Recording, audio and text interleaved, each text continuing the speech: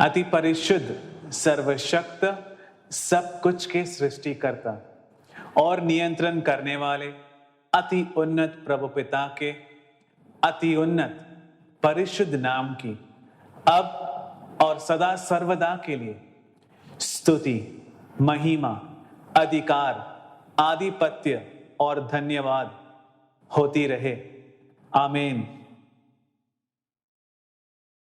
प्रियजनों, हम पढ़ते हैं यशायाह का ग्रंथ अध्याय 67 वचन 2। प्रभु कहता है, इन सब को स्वयं मेरे हाथों ने बनाया है, अतः यह सब वस्तुएं मेरी ही है। पर मैं उस मनुष्य पर ध्यान दूंगा जो विनम्र है, जो आत्मा में दीन है, जो मेरे वचन में श्रद्धा रखता है। तो हमें प्रभु के वचनों के समीप कैसे आना चाहिए और उन्हें हमें कैसे सुनना चाहिए। प्रियजनों, हमें आत्मा में विनीत और पश्चातापी बनकर प्रभु के वचन के सामने थरथराना चाहिए।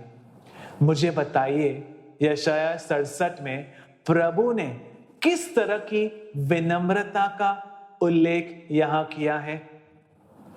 जो संसार दिखाता है वह विनम्रता नहीं है।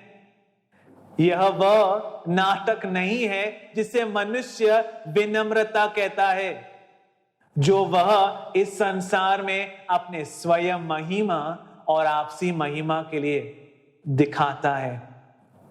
प्रियजनों, यीशु क्रिस्त ने 2000 साल पहले कहा था, मेरा जुआ अपने ऊपर उठा लो और मुझसे सीखो, क्योंकि मैं नम्र और विनीत हूं। वह कौन सी विनम्रता है जो उन्होंने हमें दिखाई है? मानसिक स्तर पर और मानसिक दृष्टिकोण के आधार पर क्या कोई भी यीशु क्रिस्त के प्रवृत्तियों को देखकर कह सकता है कि वह शांत और विनम्र स्वभाव के थे? प्रियजनों, लेकिन उन्होंने कहा, मैं विनम्र और मन में दीन हूं। प्रियजनों, यीशु क्रिस्त ने जो विनम्रता दिखाई वह थी अप्रतिबंध, आज्ञाकारी प्रभु पिता के वचनों के प्रति, प्रभु पिता के कार्यों के प्रति और जिन्हें प्रभु पिता ने भेजा उनके प्रति। वह स्वयं प्रभु होने के बावजूद यूहन्ना बपतिस्ता, जो केवल मनुष्य था, उसके सामने उन्होंने अपने सर को झुकाया, क्योंकि यूहन्ना प्रभु पिता द्वारा भेजे गए थे। यह यथार्थ विनम्रता है। उनके बारे में जो प्रभु वचन लिखे गए हैं उसके सामने वे विनम्र हुए और इस प्रकार उन्होंने हमें विनम्रता का एक उत्तम उदाहरण दिया। उन्होंने हमें दिखाया कि विनम्रता क्या है, जब उन्होंने अप्रतिबंधित रूप से प्रभु के कार्यों के लिए खुद को प्रस्तुत किया, जो प्रभु ने उनके जीवन में होने की अनुमति दी थी। केवल जिन लोगों में यह विनम्रता है, या केवल वे लोग जो इस विनम्रता को ग्रहण कर सकते हैं, वे प्रभु के वचनों को समझ पाएंगे। अन्य लोग नहीं समझ पाएंगे। हमने पहले ही देखा था कि भजन संहिता स्तोत्र गीत अध्याय 119 वचन 130, आपकी बातों के खुलने से प्रकाश होता है, उससे सामान्य लोग समझ प्राप्त करते हैं। तो सबसे पहले प्रभु वचन को खोला जाना है। खोले जाने के लिए प्रभु को उस व्यक्ति को भेजना होगा जिसे प्रभु के इन वचनों को खोलने के लिए नियुक्त किया गया है। लेकिन यह बात मन में रखिए कि प्रभु वचन भले ही खोला जाए, लेकिन केवल सामान्य और विनम्र लोग ही इनका अर्थ ग्रहण कर पाएंगे। इस प्रकार जब प्रभु अपने वचनों को खोल कर देंगे, तब केवल सामान्य व्यक्ति जिनमें सच्ची विनम्रता है इनके अर्थों को ग्रहण कर पाएंगे। प्रभु उन विद्वानों को अस्वीकार करते हैं जो अविचलित ढंग से लौकिक ज्ञान प्राप्त करते हैं, कई पुस्तकों को निगल लेते हैं, संसार से तत्व ज्ञान उधार लेकर अपने अनुसंधान द्वारा लौकिक ज्ञान इकट्ठा करते हैं और इस तरह पीएचडी प्राप्त करते हैं और फिर अपने खुद के व्याख्याओं के साथ प्रभु पिता के वचनों के सामने घमंड के साथ खड़े हो जाते हैं। वे कभी भी प्रभु के वचनों का सही अर्थ नहीं समझ सकते हैं। प्रियजनों, मुझे उत्तर दीजिए, ज्ञान क्या है? ज्ञान जो प्रभु पिता हमारे सामने खोल कर देते हैं, और यह लौकिक ज्ञान या पांडित्य नहीं है। इसीलिए प्रभु के वचनों को समझने के लिए एक व्यक्ति को इस स्तर तक विनम्र होना चाहिए। इसीलिए प्रियजनों, हमारे पास यह विनम्रता होनी चाहिए परिशुद्ध बाइबल और प्रभु पिता के वचनों को समझने के लिए। यह विनम्रता जो यीशु क्रिस्त ने हमें दिखाया है। फिर हमने देखा कि प्रभु पिता के सभी वचन प्रभु पिता से ही प्रेरित है और वह कुछ विशिष्ट लोगों के द्वारा प्रभु की आत्मा ने लिखा है। ये वचन मानुषिक प्रेरणाओं या भावनाओं के अनुसार नहीं लिखा गया है। हमें पहले इस सच्चाई का एहसास करना चाहिए। प्रभु पिता का वचन चंगाई देता है। प्रभु पिता का वचन सृष्टि करता है, सभी चीजों को बनाए रखता है। प्रभु पिता का वचन पुनरुद्धार करता है। प्रभु पिता का वचन रूपांतरित करता है। प्रभु पिता का वचन वास्तव में प्रभु है। हाँ, वचन ही प्रभु है। यहां तक कि सर्वशक्तिमान प्रभु पिता भी अपने वचनों के अधीन है, क्योंकि प्रभु स्वयं का निषेध नहीं कर सकते। इसीलिए हमारे पास प्रभु के वचनों के प्रति यह भय और विनम्रता और अनुताप होनी चाहिए। और जब हम इनका अर्थ खोजते हैं, तो यही भावनाएं हमारे हृदय में होनी चाहिए। प्रियजनों, जब हम प्रभु के वचनों को पढ़ते हैं और उनके सही अर्थ को समझने का प्रयास करते हैं, हमें यह ध्यान में रखना चाहिए, प्रभु का वचन एक लिपिक वाक्य नहीं है, स्वर है। यही कारण है कि यीशु क्रिस्त ने अनेक स्थानों में कहा है कि जो लोग कब्र में हैं, उनकी हड्डियां प्रभु पुत्र के स्वर को सुनेंगे। प्रियजनों, इसका मतलब यह नहीं है कि प्रभु ने किसी विशेष भाषा में बात की है या आपको किसी विशेष भाषा को सीखना चाहिए। हमें इसे स्वर के रूप में सुनना चाहिए। इस प्रकार इससे सुनने के लिए पहले क्या होना चाहिए, यह स्पष्ट रूप से लिखा गया है। हम पढ़ते हैं रोमियो के नाम पत्र अध्याय 10 वचन 14 से 17। वचन इस प्रकार कहता है, परंतु यदि लोगों को उसमें विश्वास नहीं तो वे उसकी दुहाई कैसे दे सकते हैं? यदि उन्होंने उसके विषय में कभी सुना नहीं है तो उसमें विश्वास कैसे कर सकते हैं? यदि कोई प्रचारक ना हो तो वे उसके विषय में कैसे सुन सकते हैं? और यदि वह भेजा नहीं जाए तो कोई प्रचारक कैसे बन सकता है?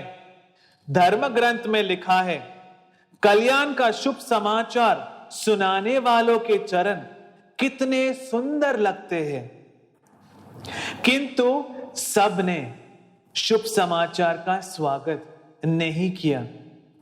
नबी यशाया कहते हैं, प्रभु किसने हमारा संदेश पर विश्वास किया है? इस प्रकार हम देखते हैं कि संदेश सुनने से विश्वास उत्पन्न होता है और जो सुनाया जाता है वह यीशु ख्रिस्त का वचन है। तो फिर मुझे बताओ कि प्रभु के वचन का प्रचार क्यों किया जाता है? वह मात्र सुनने के लिए है। हमें सुनने के लिए क्यों कहा जाता है? यह विश्वास करने के लिए है और इस प्रकार मोचन प्राप्त करने के लिए। प्रियजनों, इसीलिए इस प्रचार करने के लिए प्रभु पिता को किसी को भेजना चाहिए। यदि हम प्रभु के वचनों को प्रभु के स्वर के रूप में नहीं सुनते हैं, हम इसे नहीं मान सकते। इसे स्वर के रूप में सुनने के लिए प्रभु किसी को इसके साथ भेज सकते हैं और इसका प्रचार किया जाना चाहिए। नबियों, प्रेरितों, यीशु ख्रिस्त द्वारा कहे गए सभी वचन जो विशुद्ध ग्रंथ में लिखे गए हैं तब ही सक्रिय होंगे जब इन्हें बोलकर, उच्चारण करके प्रचार किया जाए। तो प्रभु को किसी को भेजना चाहिए, तब ही हम इसे ग्रहण कर पाएंगे, तब ही हम उन्हें अपने मन में संभाल कर रख सकते हैं। इन्हें हमारे अंदर कार्यान्वित होते देख पाएंगे। प्रियजनों, एक और महत्वपूर्ण बात है, प्रभु पिता के शब्द जिन्हें हमने सुस्पष्ट किया है और जो परिशुद्ध बाइबल में लिखित है, इस संसार में हर किसी के लिए नहीं है। प्रभु ने कई दैविक चीजों को गुप्त रखा है।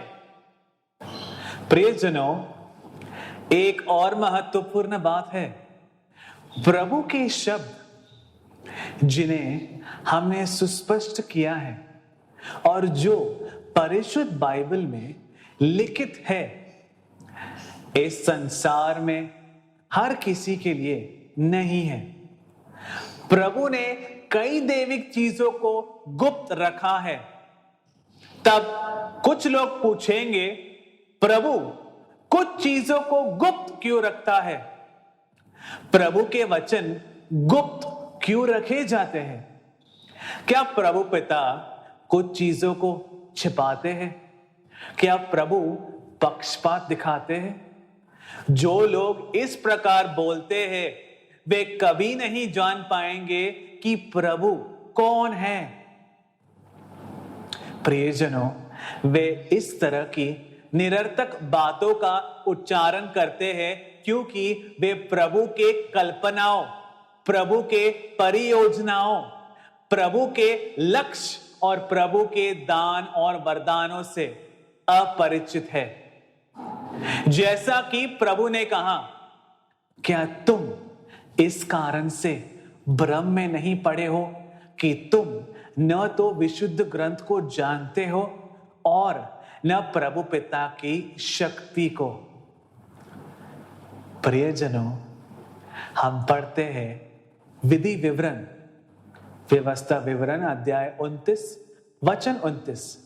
वचन इस प्रकार कहता है, गुप्त बातें केवल हमारे प्रभु पिता ही जानता है, पर जो बातें प्रकट की गई है उन्हें हम और हमारी संतान सदा सर्वदा जानेंगे, ताकि हम इस व्यवस्था के वचनों के अनुसार कार्य कर सके। इसीलिए कई चीजें हैं जो अब तक प्रकट नहीं किए गए हैं। जो प्रकट किया गया है वह हमारे और हमारे संतानों के लिए है। कृपया ध्यान दें, यह नहीं लिखा गया है कि प्रकट की गई बातें समस्त संसार के लिए है, लेकिन यह लिखा गया है कि यह सदा के लिए हमारे और हमारे संतानों के लिए है। यह केवल उनके लिए है और उनके भलाई के लिए है, उनके भलाई के लिए लिखा गया है और यह उनमें पूरा होना चाहिए। इसीलिए यीशु क्रिस्त ने 2000 साल पहले कई सारी बातें दृष्टांतों में की थी। यीशु क्रिस्त ने दृष्टांतों में क्यों बात की? इन धर्मशास्त्रों और शिक्षाविदों ने दृष्टांतों के बारे में क्या पढ़ाया है? इन विद्वानों का कहना है कि यीशु क्रिस्त चाहते हैं कि हर कोई केवल दृष्टांतों के माध्यम से ही सत्य अर्थ को समझ सकते हैं। अगर हम किसी से पूछते हैं, वे इसी प्रकार जवाब देते हैं। क्या हम मार्कुस के अध्याय 4 वचन 11 और 12 पढ़े? प्रियजनों, वचन इस प्रकार कहता है, जिससे वे देखते हुए भी नहीं देखे और सुनते हुए भी नहीं समझे, कहीं ऐसा ना हो कि वे मेरी ओर लौट आए और मैं उन्हें क्षमा प्रदान कर दूं। यीशु क्रिस्त ने उनसे कहा, क्या तुम लोग यह दृष्टांत नहीं समझते? तो सब दृष्टांतों को कैसे समझोगे? दो वर्ग है। एक समूह को प्रभु के राज्य के रहस्यों को प्रकट करके मिलने का उपहार दिया जाता है। जाहिर है कि दूसरे समूह को कुछ भी नहीं मिलता है। फिर जिन लोगों को प्रभु के राज्य के रहस्यों को प्रकट करके मिलने का उपहार मिला है, उन्हीं को रहस्य को समझना चाहिए। दूसरों को यह प्राप्त नहीं होना चाहिए। यीशु क्रिस्त ने उन शब्दों के माध्यम से यही कहा है। वचन यह कहता है कि वे देखते हुए, वे कौन है? जो बाहर वाले लोग हैं, वे देखते हुए देखे और उन्हें सुझाई न पड़े और सुनते हुए सुने भी और न समझे। ऐसा ना हो कि वे मेरी ओर लौटे और क्षमा किए जाए। लोगों द्वारा इसका भी उपहास किया जाता है। वे कहते हैं कि प्रभु ने दृष्टांतों में बात की बातों को ढकने के लिए। प्रियजनों, वे लोग सत्य को स्वीकार क्यों नहीं कर सकते? वे इस तरह कार्य करते हैं सिर्फ इसीलिए क्योंकि वे प्रभु के वचनों को नहीं समझ सकते हैं। प्रभु ने उन्हें अपने वचनों को समझने की कदापि ही काबिलियत प्रदान नहीं की है और वे दोष लगाना विलाप करना, दांतों को पीसना शुरू कर देते हैं और क्रोध का प्रदर्शन करते हैं। आए हम योहान का सुसमाचार अध्याय 8 वचन 43 पढ़ते हैं। वचन इस प्रकार कहता है, तुम मेरी बातें क्यों नहीं समझते? कारण यह है कि तुम मेरी शिक्षा सुन नहीं सकते। प्रियजनों, उनके शब्दों को सुनने की क्षमता कौन देगा? प्रभु पिता ही इसे प्रदान करते हैं। फिर यह स्पष्ट है कि जिन लोगों को प्रभु द्वारा उनके वचनों को समझने की क्षमता नहीं दी गई है, वे कभी नहीं समझ पाएंगे। तो फिर क्या मैं एक सवाल आपसे पूछूं? क्या प्रभु ने इनके लिए बात किया है? जब मैं किसी से कुछ बोलता हूं तो मेरा इरादा है कि वह समझे कि मैं क्या कह रहा हूं। यदि वह कुछ भी नहीं समझता है तो हम कह सकते हैं कि कोई संचार या विचारों का विनिमय नहीं हुआ है। इस प्रकार यह स्पष्ट है कि यीशु क्रिस्त वास्तव में केवल उन लोगों से बात करते थे जो प्रभु पिता के वचनों को समझ सकते थे। वह दृष्टांतों के द्वारा रहस्य छुपाते थे ताकि अन्य लोगों को कदापि समझ में ना आए। यह वही कार्य है जो प्रभु पिता जारी रखते हैं, विशेष रूप से अंतिम समय में। फिर यहां एक बड़ा सवाल उठता है कि हम विशुद्ध ग्रंथ में लिखे गए प्रभु के इन गुप्त वचनों का अर्थ कब जान पाएंगे? हमने पहले ही देखा है, प्रियजनों, हमने पहले ही देखा है कि दानियल के ग्रंथ अध्याय 12 वचन 8 से 10 की किताब में लिखे गए वचनों में, प्रियजनों, हम देख सकते हैं कि दानियल की पुस्तक, नबी दानियल के पुस्तक के लिखे अनेक व्याख्याएं लिखी गई हैं इस पुस्तक में, लेकिन उन्हें पढ़कर हम कुछ नहीं समझ पाएंगे। हम उसके सांकेतिक अर्थ को नहीं खोल पाएंगे जिससे हम जाने कि यह दर्शन किसके बारे में लिखे गए हैं, किसके बारे में बताया गया है, किससे बात की गई है। क्या आपको और प्रमाणों की आवश्यकता है? अनेक व्याख्याएं प्रकाशित की गई है। यही समस्या प्रकाशना की पुस्तक के साथ है। कई सारी बाइबल के विद्वानों और धर्मशास्त्रियों ने अनेक पुस्तकों को प्रकाशित किया और इन पुस्तकों को बाइबल शिक्षालयों में और सेमिनरीज में पढ़ाया जाती है। लेकिन यहां प्रभु पिता का वचन कहता है, प्रभु के दूत दानियल से कहता है, हे दानियल, चल जा, क्योंकि ये बातें अंत समय के लिए बंद है और इन पर मुहर दी गई है। बहुत लोग तो अपने अपने को निर्मल और उजले करेंगे और स्वच्छ हो जाएंगे। किस लिए प्रियजनों? किस लिए? इन वचनों को समझने के लिए। अगला वचन कहता है, परंतु दुष्ट लोग दुष्टता ही करते रहेंगे और दुष्टों में से कोई ये बातें न समझेंगे, परंतु जो ज्ञानी हैं वे ही समझेंगे। फिर उस समय जब प्रभु के वचन प्रकट किए जाएंगे या अंतिम समय में, कौन खुद को शुद्ध करेगा? केवल ज्ञानी, हाँ केवल उनके ही सामने रहस्य खोले जाएंगे। प्रभु का वचन कहता है अन्य लोग दुष्ट प्रवृत्तियां करते रहेंगे, वे कभी नहीं समझते हैं। हम इस प्रकाशना की पुस्तक के अंतिम अध्याय में देख सकते हैं।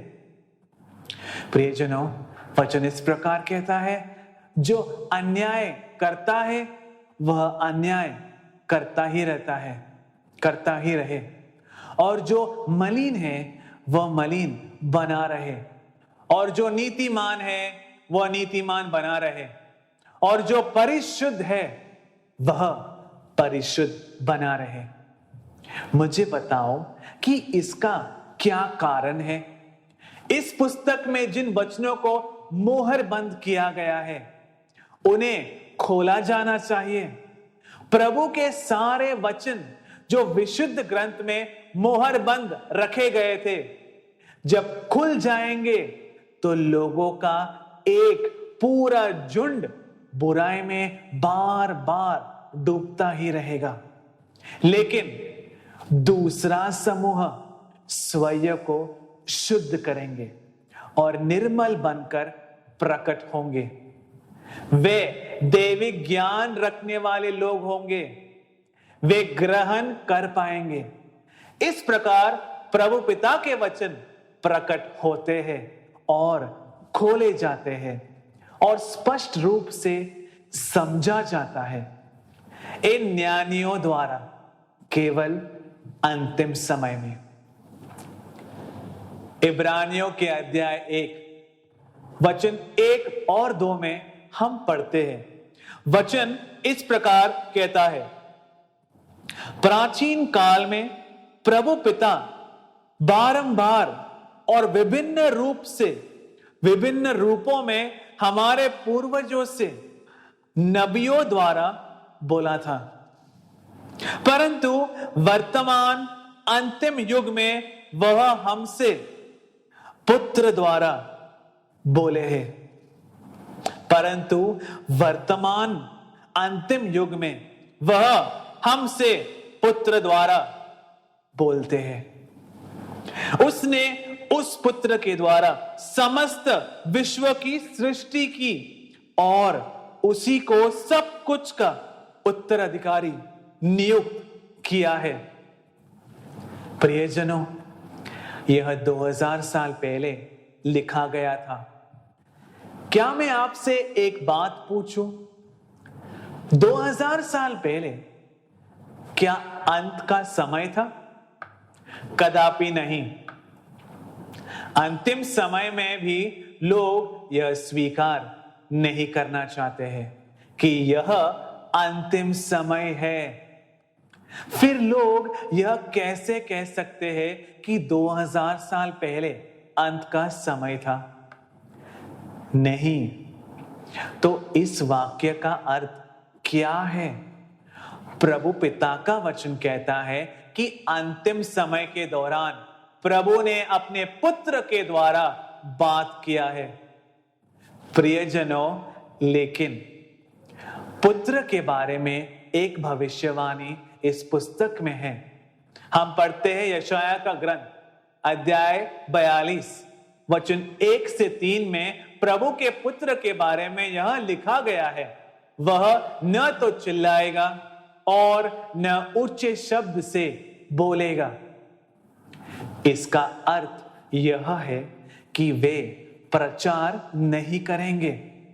लेकिन हम सभी जानते हैं कि 2000 साल पहले प्रभु के पुत्र ने बड़े पैमाने पर प्रचार किया था। उनका स्वर इज़राइल की सड़कों पर, पहाड़ी की चोटियों पर, परित्यक्त क्षेत्र में, यहूदियों के आराधनालय में और सभाओं में गूंज उठा था। परिशुद्ध बाइबल इसका साक्षी देता है।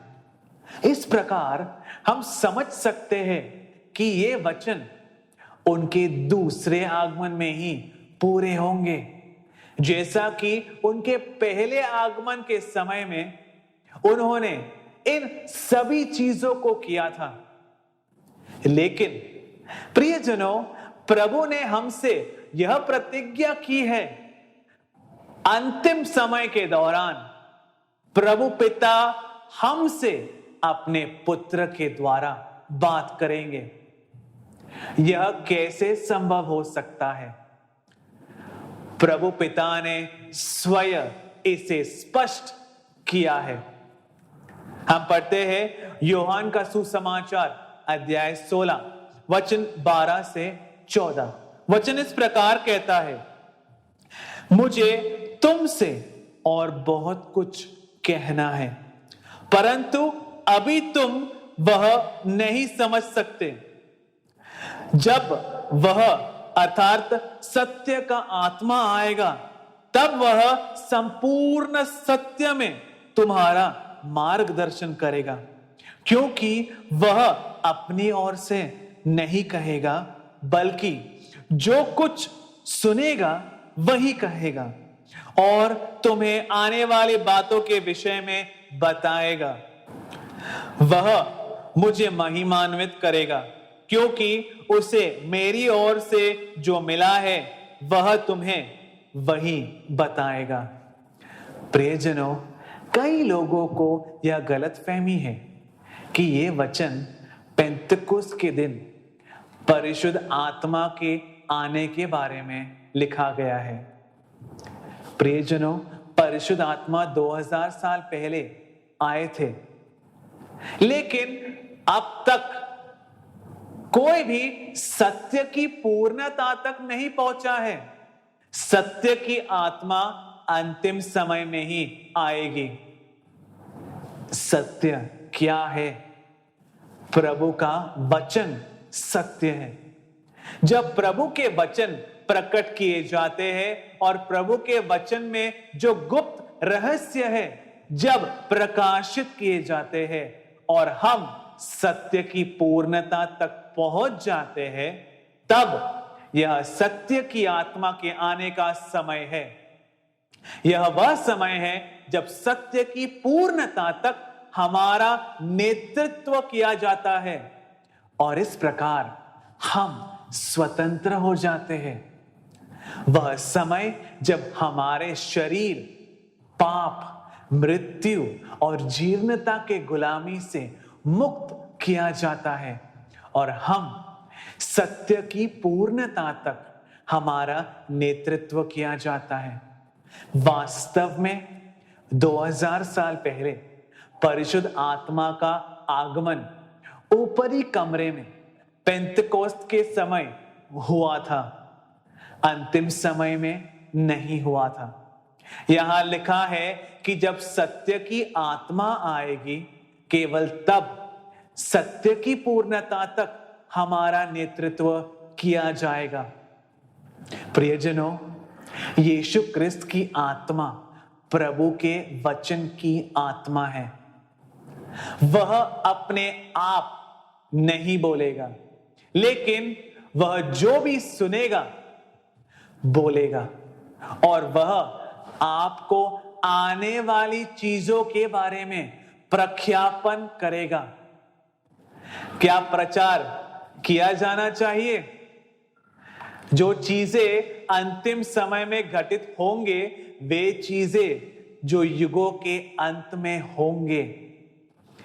कब होंगे?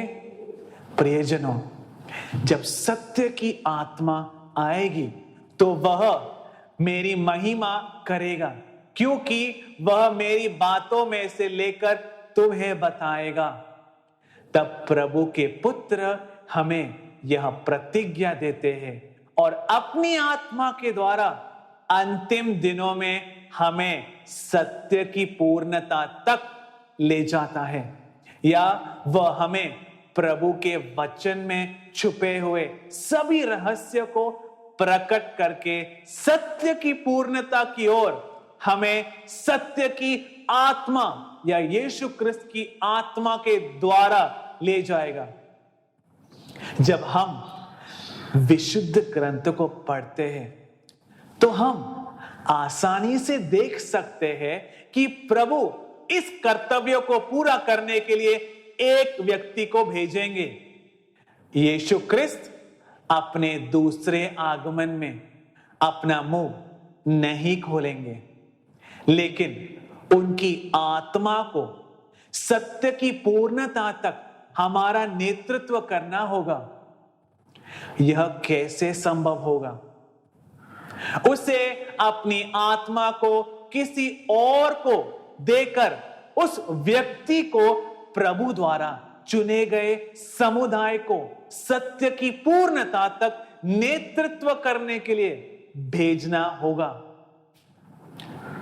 हम इसमें देख सकते हैं, प्रियजनों, पुस्तक में लिखा है, कुलुस्सियों के नाम पत्र अध्याय 1 वचन 25।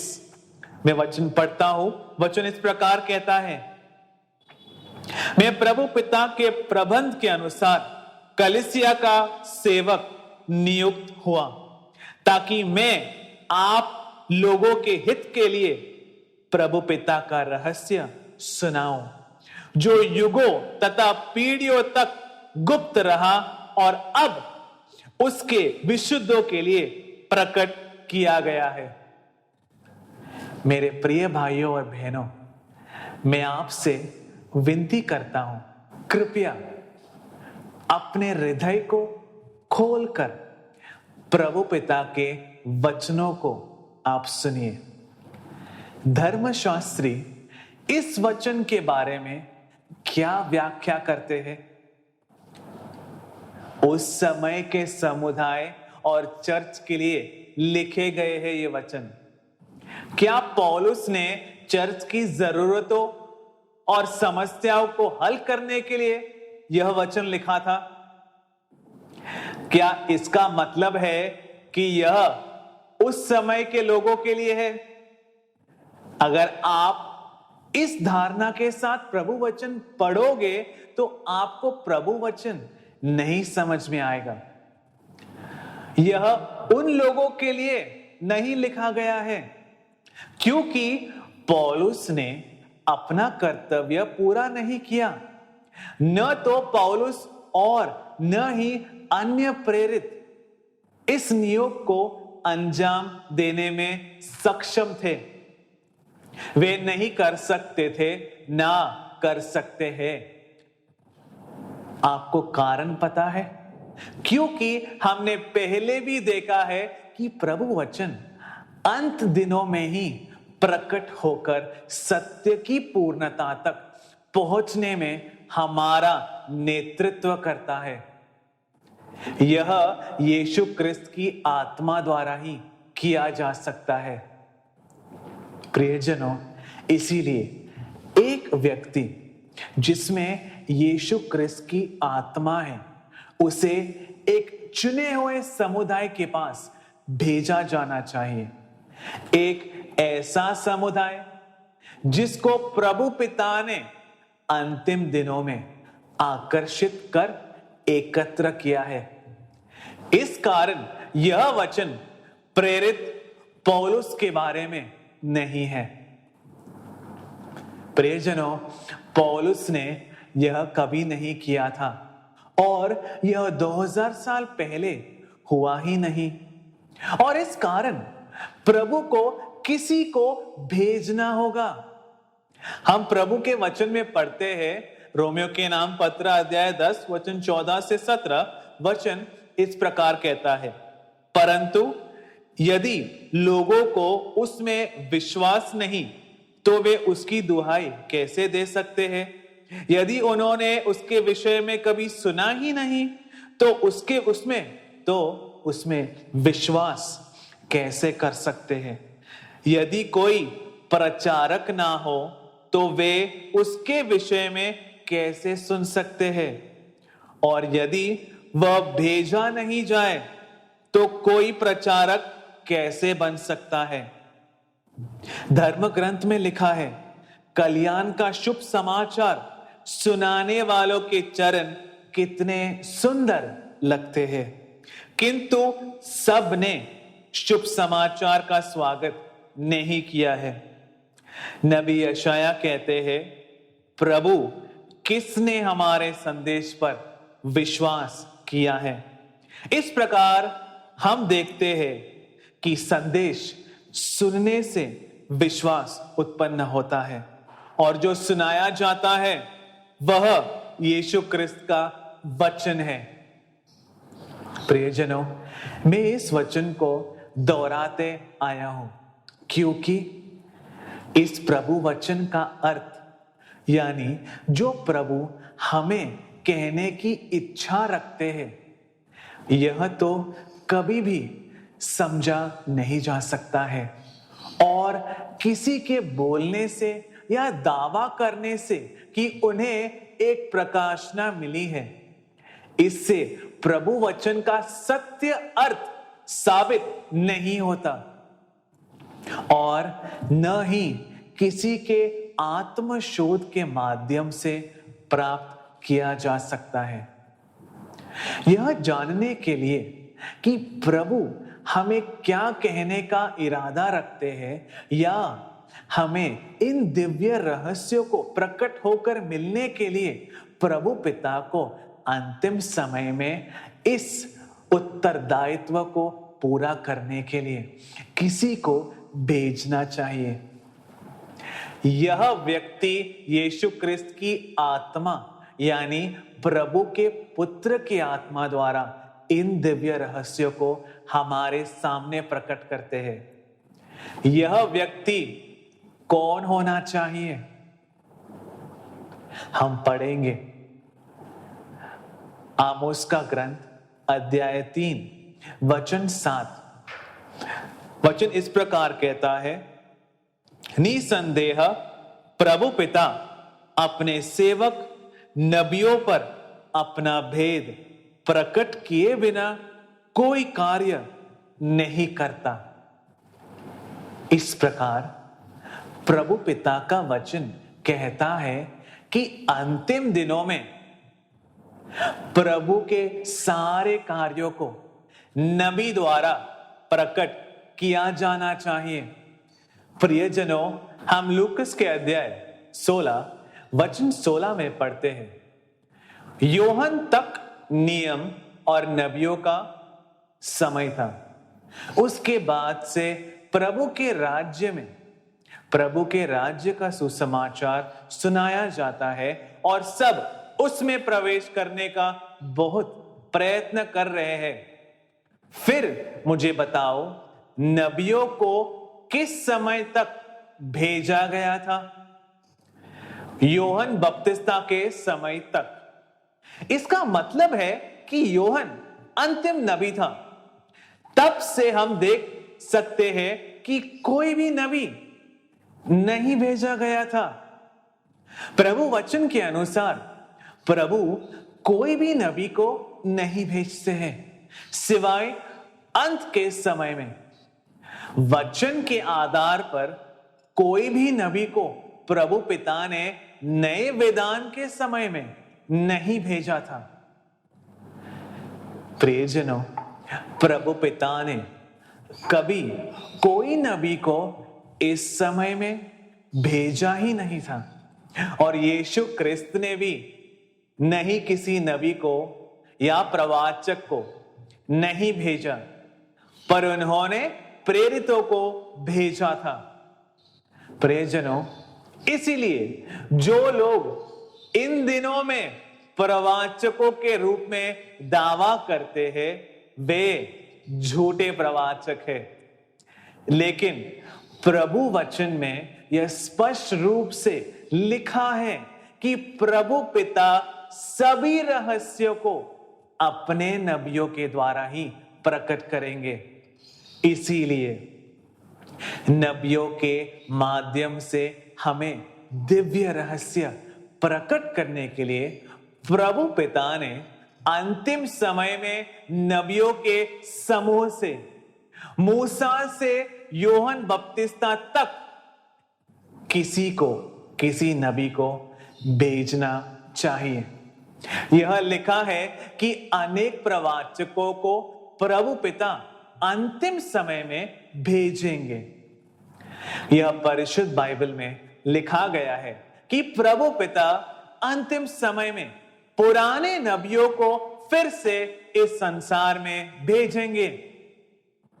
इसीलिए एक नबी को भेजा जाना चाहिए और वह हमारे लिए सभी दिव्य रहस्यों को प्रकट करके हमें देंगे। प्रियजनों, हम पढ़ते हैं मत्ती के अध्याय 23 वचन 34 में इस प्रकार लिखा है। प्रभु का वचन कहते हैं, सुनो, मैं तुम्हारे पास नबियों, ज्ञानियों और शास्त्रियों को भेजता हूं। तुम उनमें से कितनों को मार डालोगे और क्रूस पर चढ़ाओगे, कितनों को अपने सभागृहों में कोड़े लगाओगे और नगर नगर में उनका पीछा करोगे। प्रियजनों, 2000 साल पहले क्या उन्होंने किसी को भी इस प्रकार भेजा था, किसी नबी को, जैसे यहां उल्लेख किया गया है? नहीं, उन्होंने केवल प्रेरितों को भेजा, लेकिन उन्होंने भविष्यवाणी की कि वह उन्हें भेजेंगे। इसीलिए प्रभु के पुत्र को एक को भेजना होगा, उनके आत्मा से पूरित, ताकि वह प्रभु वचन के रहस्यों को हमें प्रकट करके दे। केवल प्रभु पिता के वचन में छिपे सभी रहस्य के इस प्रकाशना के माध्यम से हम सही मायने में पिता को जानेंगे और इस प्रकार अनंत जीवन प्राप्त करेंगे। हमें इसे प्राप्त करने के लिए क्या आवश्यक है? प्रियजनों, हम पढ़ते हैं इफिसियों के नाम पत्र अध्याय 1 वचन 17। प्रभु का वचन इस प्रकार कहता है, महिमामय पिता, हमारे प्रभु यीशु मसीह के पिता, आप लोगों को ज्ञान तथा दैविक प्रकाशन का आत्मा प्रदान करें, जिससे आप प्रभु पिता को सचमुच जान सके। इसीलिए प्रभु पिता को पूरी तरह से जानने के लिए हमें प्रभु वचन की आत्मा, प्रकाशना की आत्मा की आवश्यकता है और हमें ज्ञान की आत्मा की भी आवश्यकता है। ये दोनों सर्वशक्तिमान प्रभु पिता से निकली हुई आत्माएं हैं, प्रभु पिता के वचन की आत्मा और दैविक ज्ञान की आत्मा। फिर हमें यह निश्चित बोध है कि वह व्यक्ति जिसके पास ये दो आत्माएं पूर्ण रूप से है, केवल वही दिव्य रहस्यों को सत्य की पूर्णता में तथा प्रभु वचन में निहित रहस्य प्रकट कर सकता है। फिर से हम योहन के सुसमाचार में पढ़ते हैं, सहायक परिशुद्ध आत्मा जो मेरे नाम में भेजे जाएंगे, आपको सब कुछ सिखाएंगे और जो कुछ मैंने सिखाया है वह आपको याद दिलाएंगे। प्रियजनों, इसीलिए यह काफी निश्चित है कि प्रभु द्वारा भेजे गए व्यक्ति में जो चुने हुए गण को प्रभु वचन के दिव्य रहस्य को अंतिम समय में खोल कर देंगे, उनको यह तीनों आत्माओं से पूरित होना है।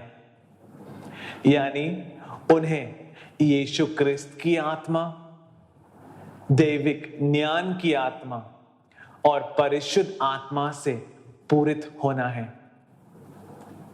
प्रियजनों, क्या किसी को भी इस तरह भेजा गया है? प्रभु के वचन के अनुसार कौन अंतिम समय में होने वाले घटनाओं को प्रकट करके हमें बताएंगे? इसकी जांच करते हैं।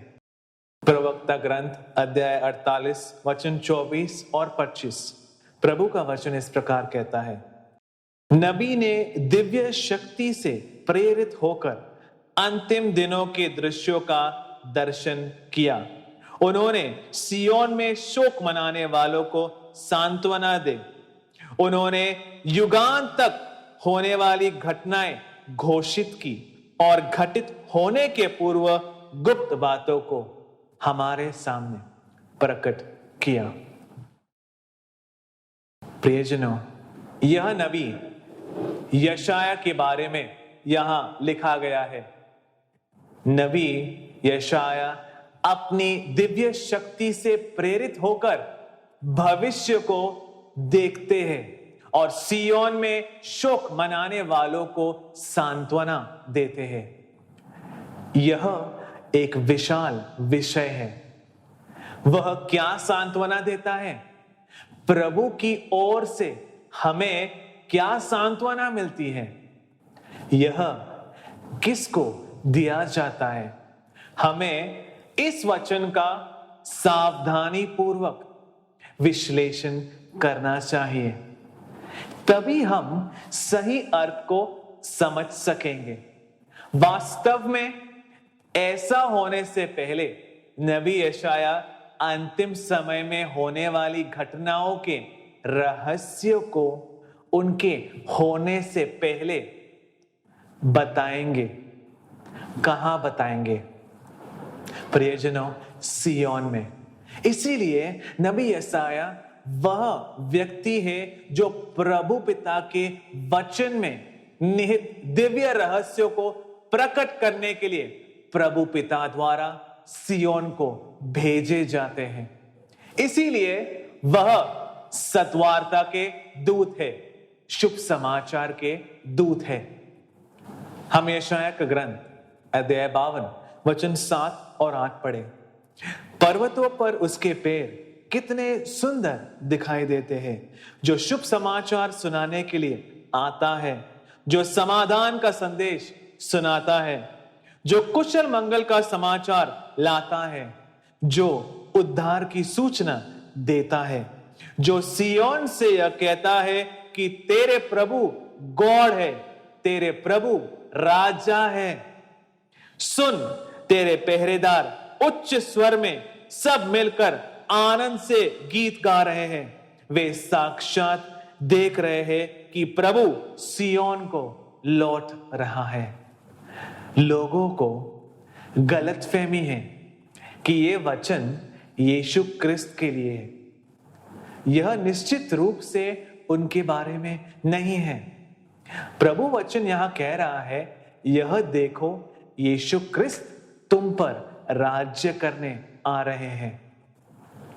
यह वचन यीशु क्रिस्त के अग्रह दूत के बारे में है, जो कि उनके आने से पहले इस शुभ समाचार का प्रघोषण करता है। यह वह दूत, वह नबी जिसे प्रभु भेजते हैं, उसके बारे में उसके द्वारा की गई प्रघोषणा है, जो वह ऊंची आवाज में करता है। यीशु क्रिस्त के महिमामय प्रत्यागमन से ठीक पहले शुभ समाचार का दूत वह हमें सद्वार्ता सुनाएगा। वह अपनी आवाज को उठाकर घोषणा करते हैं, यीशु क्रिस्त इस पृथ्वी पर फिर से शरीर धारण करके आ चुके हैं। यह है सत्वार्ता। वह संसार को उस समाधान के बारे में प्रचार करते हैं जो संसार नहीं दे सकती है। यह समाधान केवल यीशु क्रिस्त हमें प्रदान कर सकते हैं। प्रियजनों, वह हमें मुक्ति के संदेश के बारे में सूचित करेंगे। कौन सी है ये मुक्ति? वह मुक्ति जो यीशु क्रिस्त हमें उनके द्वितीय आगमन पर प्रदान करेंगे, जब वह इस पृथ्वी पर फिर से आएंगे, या उस मुक्ति के बारे में जो अंतिम काल में दी जाएगी। पेतरुस के पहले पत्र अध्याय 1 वचन 5 में हम पढ़ते हैं, प्रभु का वचन इस प्रकार कहता है, आपके विश्वास के कारण पिता का सामर्थ्य आपको उस मुक्ति के लिए सुरक्षित रखता है जो अभी से प्रस्तुत है और समय के अंत में प्रकट होने वाली है। प्रियजनों, यह मुक्ति सद्वार्ता के दूत के द्वारा प्रकट होती है। वह प्रभु के पुत्र के आत्मा, ज्ञान की आत्मा से और परिशुद्ध आत्मा से भरकर ही हमें सत्य की पूर्णता की ओर ले जाता है।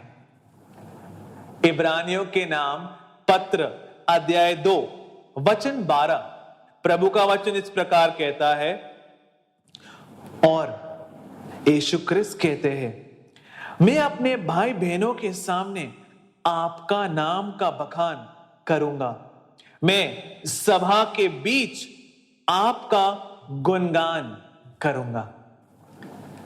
प्रियजनों, 2000 साल पहले यीशु क्रिस्त ने कहा कि वह अपने पिता के नाम की घोषणा करेंगे, लेकिन उन्होंने अब तक अपने पिता के नाम को प्रकट नहीं किया।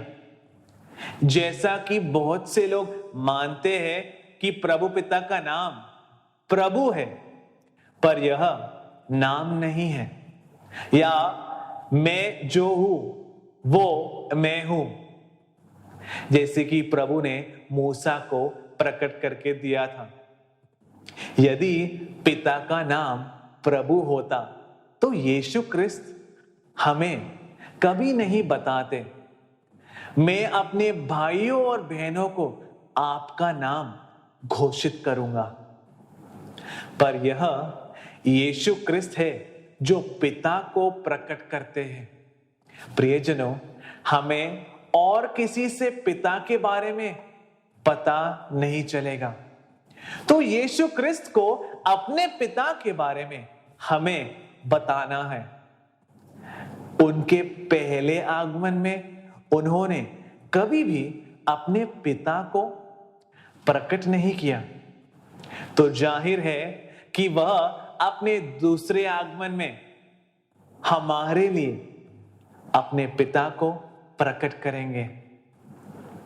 प्रभु वचन के अनुसार वह सीधे उपदेश नहीं देंगे, इसीलिए वह इस नबी यशायाह को अपनी आत्मा देकर उनके माध्यम से वह प्रभु के नाम को सत्वार्ता के माध्यम से बताता है। इसीलिए सत्वार्ता का दूत वह है जो प्रभु के वचन में छिपे सभी रहस्यों को हमें प्रकट करते हैं और हमें सत्य की पूर्णता की ओर ले जाता है। इसीलिए प्रियजनों, कृपया ध्यान दें, अगर हम सद्वार्ता के दूत को नहीं स्वीकारेंगे, उस दूत को जो हमारे लिए प्रभु द्वारा भेजा जा रहा है, जो हमें प्रभु के वचनों में सभी छुपे रहस्यों को प्रकट करके देते हैं और हमें सत्य की पूर्णता तक ले जाता है, तो हम कभी भी प्रभु के वचन की पूर्णता को प्राप्त नहीं करेंगे, या हम कभी भी सत्य की पूर्णता की ओर नहीं पहुंच पाएंगे।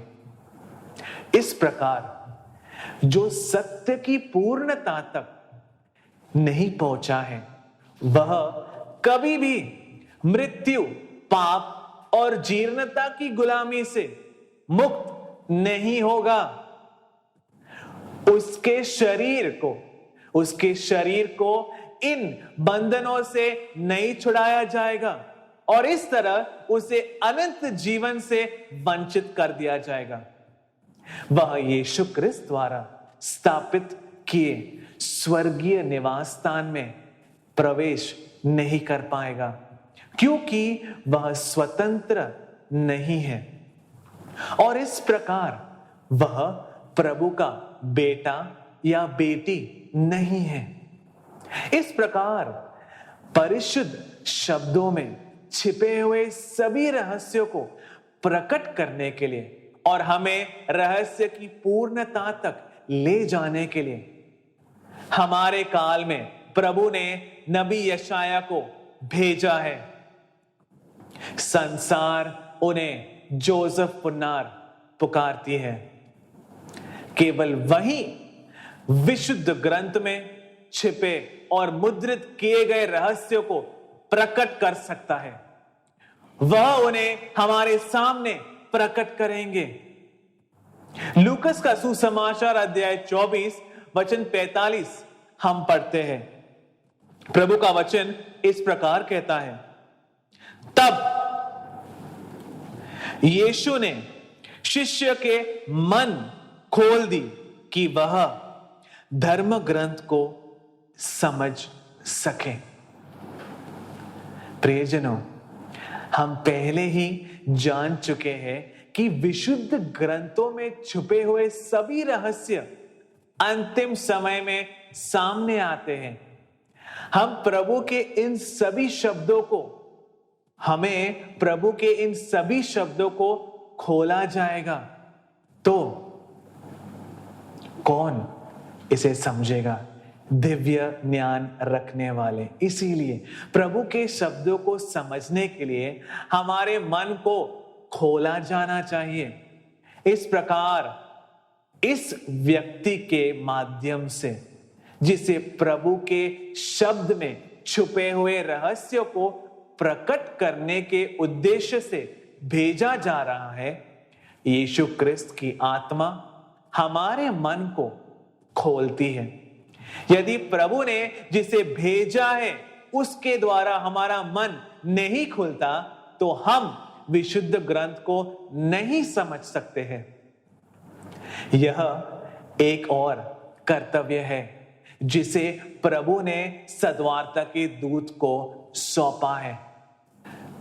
यूहन्ना का सुसमाचार अध्याय 6 वचन 28 और 29 वचन इस प्रकार कहता है, लोगों ने उनसे पूछा, प्रभु पिता के कार्य करने के लिए हम क्या करें?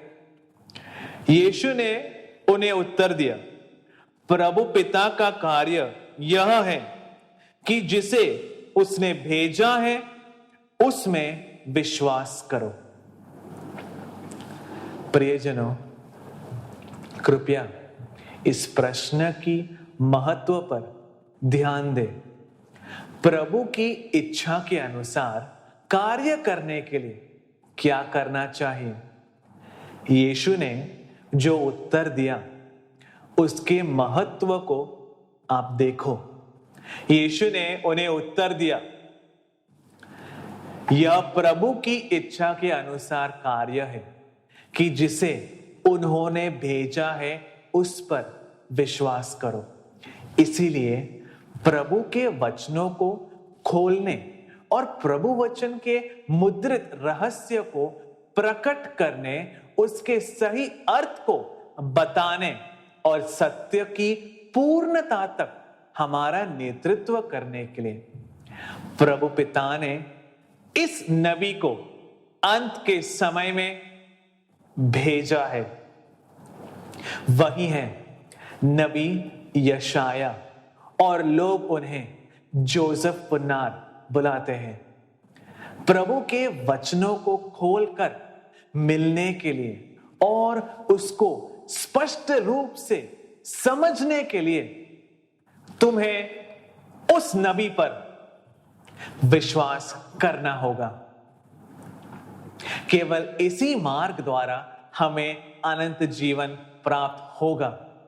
इसीलिए मैं प्रार्थना करता हूं कि प्रभु के बच्चे जिन्हें प्रभु द्वारा अनंत जीवन के लिए चुना है, वे सारे बच्चे सर्वशक्तिमान प्रभु के करुणा द्वारा इस विश्वास में आए।